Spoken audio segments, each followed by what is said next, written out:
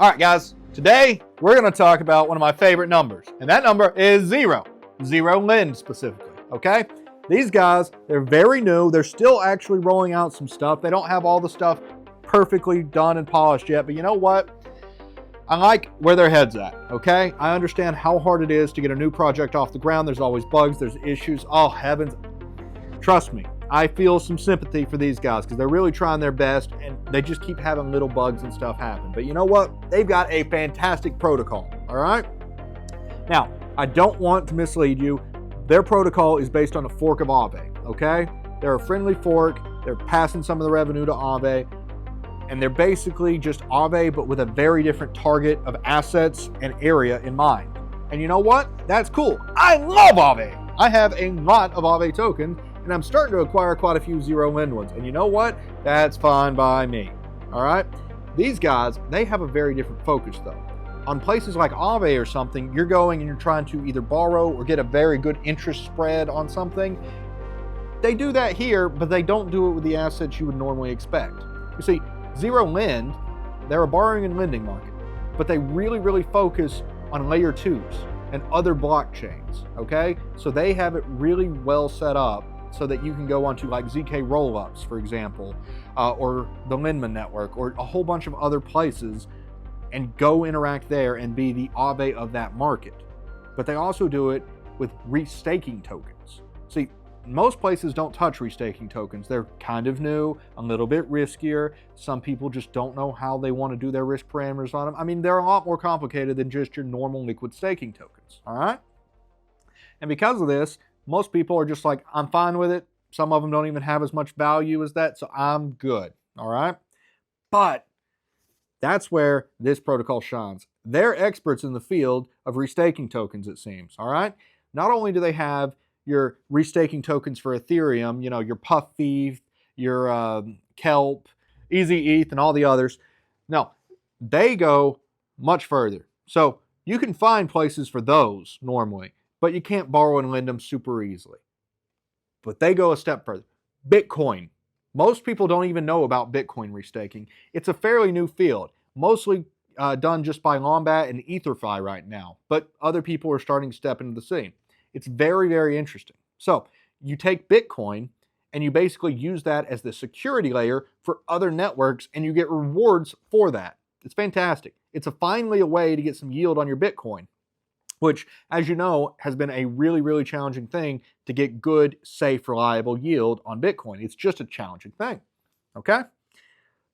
But because of this, now you can consistently get like 6, 8, 9% even on an asset.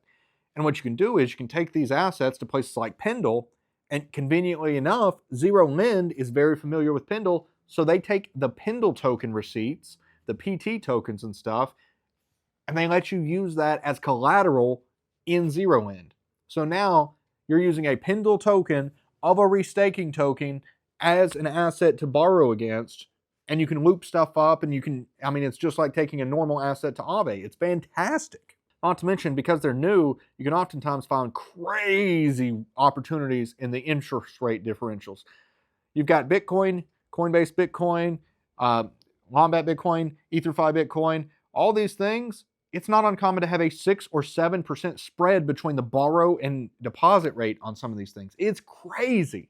I mean, look, I haven't put hundreds of millions into it yet or anything. It's still a new market. We're still playing around with the small numbers, getting it up to scale. But man, you put in $10 million, there's some pretty good stuff you can get yield on here. I mean, like, it's not bad at all.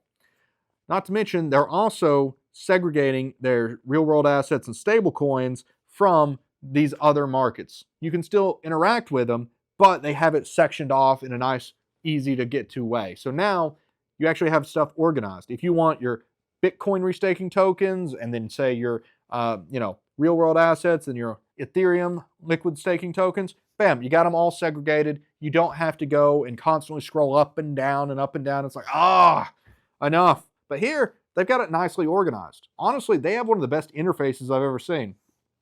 And they really took a lot of this stuff from Aave. Now, some of you might have heard they've had some issues doling out rewards. They've had contract issues. They've had, oh, we forgot to top the thing up, we'll go fix that. They've also had some bugs where people, their rewards were cut in half when they were trying to withdraw and other things. Yes, they've had a lot of issues, okay? They've tried their best to fix them in a timely manner and make sure everybody's taken care of and everything gets corrected.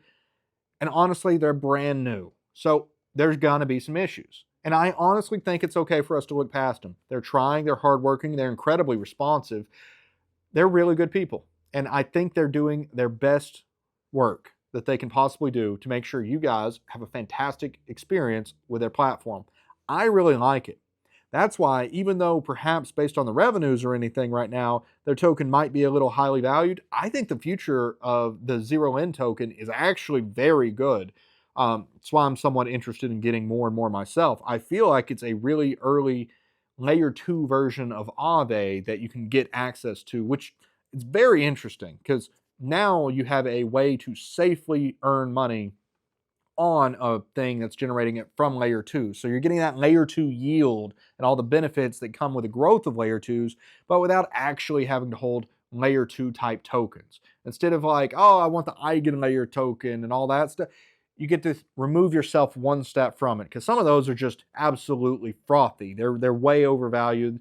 We don't even know what some of the points translate into. Like, it can be a really speculative place. This, you have a much better understanding of what you're actually getting. You're like, okay, yeah, the PE ratio on this thing, it's going to be a little bit high, but the growth potential, I think it could be about this. It looks pretty good to me, at least in terms of speculative bets in the long term. Now, they're a very, very long way off from being at that stage where they're just rolling in cash and they can pay it out. And like, this is as early as it can reasonably be for me to talk about it, okay? So don't think this is as mature a platform as Aave that, it's fine, go get it.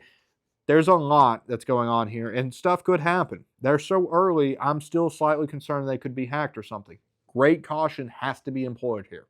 But these guys are trying, they're doing well, and I'm seeing improvements literally every time I go onto their website. In fact, literally before I got here and did this video, I hopped on and I'd seen they had done a nice little overhaul and changed how much of it looked and worked, and it improved it. Now, I still keep clicking on the wrong place for my real world assets, but so be it. Apparently, I just got really used to checking it the other way. Little things, I know. You get used to it one way and they move the interface and you're all mixed up. But you know what? They're doing good work and they're rolling out more and more things. And honestly, I think if they would just onboard a few more good tokens in some of these categories, they got a couple stable coins they could add to the real world asset stuff. And if they went and added a couple more different kinds of Ethereum, some of the more regular kinds, I know they're a restaking platform, but it would be nice to have that as an option to go into. I think their protocol could do really well. And honestly, the team behind it, they're trying their best and they're going to get there because I see it. I see the improvement over the last several months. I like what I see. Things are working out. I think they're headed in the right direction. They've really done some good work. It's something that, by the way, I'm getting more and more invested in, especially as I accrue these rewards with them. It's an interesting little thing, and I would love for you to go check it out. But I hope you learned something about how you can go to ZeroLend now and have a lot more options than you can in other places. They have bespoke assets that just aren't usable to borrow and lend against in too many other platforms.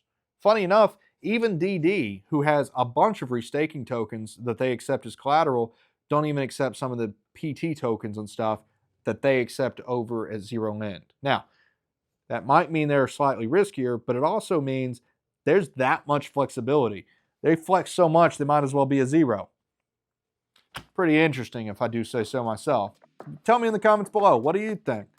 Are these issues they've been having unacceptable? Or is it a really interesting gem and maybe they'll grow into something amazing?